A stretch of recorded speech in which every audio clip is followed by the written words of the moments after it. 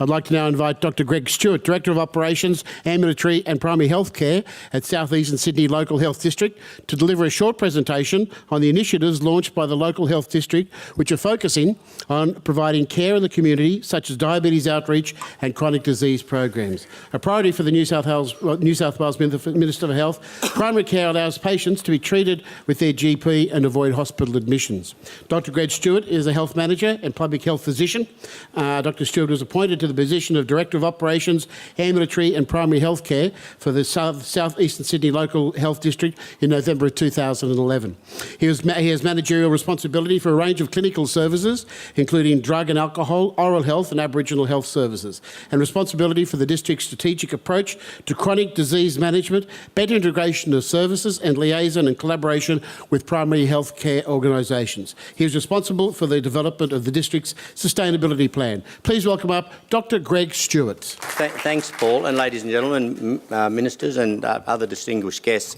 I won't be too long, and I won't be too long because a lot of what I am going to say has been touched upon or actually said earlier in the presentations by both the ministers and by others, by the questions that have been asked.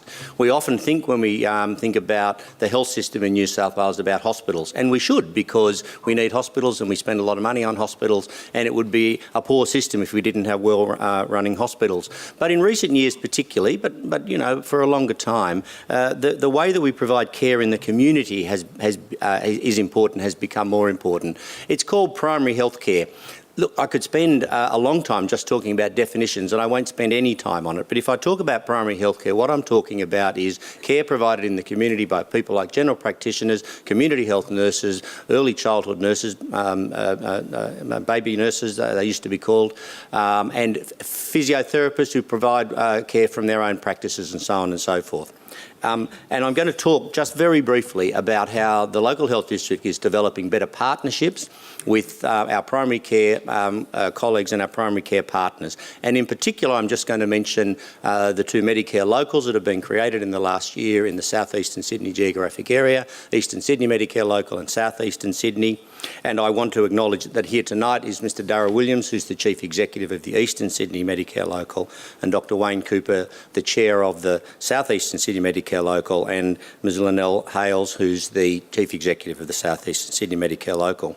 Why do I want to talk about care provided in the community? Because we know that an ageing population, the increased prevalence of chronic diseases, diabetes, high blood pressure, asthma, and the need for better integration of care is putting a lot of pressure on our health system. And evidence from around the world shows that if you develop a good primary health care sector, then you deal better with these issues. I'll quote the Minister in a press release that just came out last week. Integrated care is better connects those parts of the healthcare system outside our hospitals, such as primary, aged and community healthcare providers, and is the future of modern healthcare systems. Integrated care provides patients with options to avoid hospitalisation and enables those who run hospitals to think about providing the right sort of care where people need it. Many times that will be in a person's home or in the community rather than in a hospital. Now that's just come out just last week as part of the budget, when the government announced that it would provide an additional $30 million a year for integrated care. These are important and very significant steps, because we do need to provide better care outside the community, outside hospitals, and we do need to prevent illness rather than just thinking we need to treat it. Of course, we need to do both. The aim is to provide a more coordinated and integrated experience of care from the GP through to other health service providers through to the hospital. I want to talk just about two or three things. The first is to say what we're doing in partnership with our primary care partners around planning for better integrated care and better primary care, and some examples of some of the things that we're actually doing. Of course, South Eastern Sydney runs hospitals, we've heard about that, but it also runs a range of services that are non-hospital. Drug and alcohol services, we've had a question about, oral health services, diabetes education, multicultural health, health promotion. And as I said before, a lot of those are provided in the community. We have to continue to improve those services because there has been a lack of full coordination between the services that are provided by the district, funded by the state government, and those services that are provided outside the district, either a non-government organisation or general practice or private allied health professionals who are funded through directly from the federal government, from the Australian government.